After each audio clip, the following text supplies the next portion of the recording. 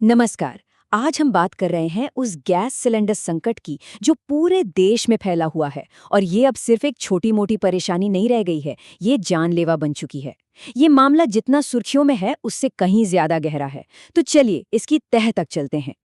देखिए, ये संकट सिर्फ एक असुविधा नहीं है, ये अब जिंदगी और मौत का सवाल बन चुका है। पंजाब में 66 साल के भूषण कुमार मित्तल बस एक सिलेंडर के लिए सुबह से कड़ी धूप में लाइन में खड़े थे और वहीं लाइन में ही उनकी जान चली गई। ये कोई आंकड़ा नहीं है, ये इस संकट का वो मानवीय चेहरा है जिसे हम अक्सर खबरों की भीड़ में भूल जाते हैं। पूरे देश में अफरा तफरी का माहौल है। गोरखपुर हो या पुणे, लोग सिलेंडरों के लिए मीलों लंबी लाइनों में खड़े हैं। ऑनलाइन बुकिंग सिस्टम पूरी तरह ठप पड़ चुके हैं और कुछ जगहों पर तो सप्लाई वाले ट्रकों को ही लूटा जा रहा है। पर इसी जमीनी हकीकत के बीच एक अजीब चीज हो रही है। सोशल मीडिया पर हजारों पोस्ट्स एक ही बात दोहरा रहे हैं कि कोई कमी नहीं है, सब ठीक है। तो हमारे सामने दो बिल्कुल अलग अलग तस्वीरें हैं।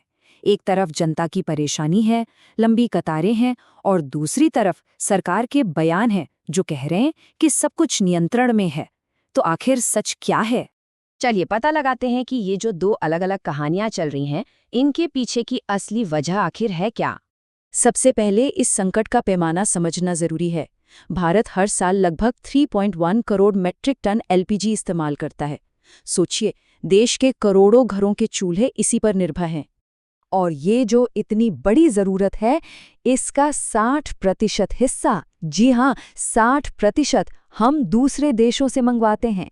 मतलब ये साफ है कि हम अपनी रसोई गैस की जरूरतों के लिए बाहर से आने वाली सप्लाई पर बहुत ज्यादा निर्भर हैं। लेकिन असली चौंकाने वाली बात तो ये है, हमारे कुल इंपोर्ट का 90% हिस्सा सिर्फ एक ही समुद्री रास्ते से होकर आता है, और उस रास्ते का नाम है स्ट्रेट ऑफ हॉर्मुज। और यही हमारी सबसे बड़ी कमजोरी साबित हुई। तो ये स्ट्रेट ऑफ हॉर्मुज ईरान और ओमान के बीच एक बहुत ही संकरा समुद्री रास्ता है। इसे दुनिया की एनर्जी सप्लाई का एक चोक पॉइंट, मतलब एक अहम नाका माना जाता है।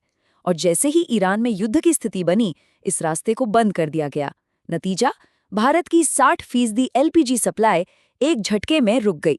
ये था इस संकट का सबसे बड़ा और तात्कालिक कारण। पर सवाल ये है कि क्या हम सब कुछ बस एक जियोपॉलिटिकल घटना पर डाल सकते हैं, या फिर ये संकट एक बहुत गहरी और पहले से मौजूद विफलता का नतीजा है। देखिए, जो लोग जियोपॉलिटिक्स पर नजर रखते हैं उन्हें जनवरी से ही इस बात का अंदाजा था कि ईरान में हालात बिगड़ सकते हैं। चेतावनियां थीं, लेकिन सप्लाई के लिए कोई दूसरा रास्ता सुरक्षित करने के लिए कोई ठोस कदम नहीं उठाए गए। और तो और, जब सप्लाई लाइन कट गई तब भी एक्शन लेने में पूरा 1 हफ्ता लगा दिया गया। और अब जो बात सामने आ रही है वो शायद सबसे ज्यादा परेशान करने वाली है। 140 करोड़ लोगों के इस देश के पास सिर्फ 48 घंटे से भी कम का इमरजेंसी एलपीजी स्टॉक था। मतलब कोई प्लान बी, कोई बैकअप था ही नहीं।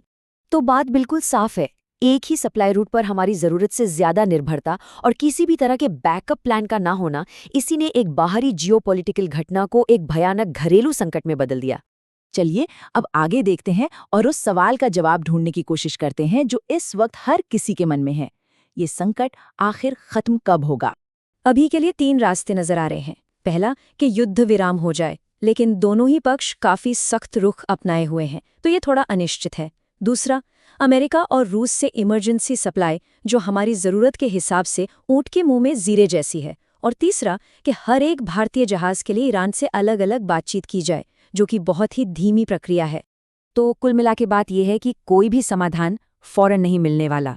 जो वास्तविक अनुमान लगाया जा रहा है वो यही है कि हालात सामान्य होने में कम से कम 4 से 8 हफ्ते और लग सकते हैं। तो इस मुश्किल वक्त में आखिर क्या किया जा सकता है? आइए कुछ जरूरी और व्यवहारिक कदमों पर नजर डालते हैं। जिन घरों में बिजली की सप्लाई ठीक ठाक है, वहां के लिए इंडक्शन कुकर एक बहुत अच्छा बैकअप हो सकता है। जिन इलाकों में पाइप्ड नेचुरल गैस यानी पीएनजी की लाइन है, वहां उसके लिए रजिस्टर करना एक स्मार्ट विकल्प है, क्योंकि पीएनजी की सप्लाई पर इस संकट का कोई असर नहीं है। और हाँ, अगर कोई ब्लैक में सिलेंडर बेच रहा है तो उसकी शिकायत जरूर करें। और सबसे जरूरी बात, घबराकर जमाखोरी बिल्कुल ना करें, क्योंकि इससे हालात और बिगड़ते हैं। और अंत में ये संकट हमें वापस वहीं ले आता है जहां से हमने बात शुरू की थी, इसके मानवीय पहलू पर। खासकर ग्रामीण भारत में जहां बिजली भी भरोसेमंद नहीं है, वो महिलाएं जो सालों की कोशिशों के बाद चूल्हे के धुएं से बाहर निकली थीं, आज वो वापस मिट्टी के चूल्हे पर खाना पकाने को मजबूर हैं। इस संकट की सबसे बड़ी कीमत वही चुका रही हैं। और ये सब हमें एक बहुत बड़े सवाल पर लाकर खड़ा कर देता है। जब किसी संकट का अंदेशा पहले से हो, तो उसके लिए तैयारी न कर पाना क्या सिर्फ एक चूक है, एक गलती है, या ये जनता के भरोसे के साथ एक तरह का धोखा है? इस पर जरूर सोचिएगा।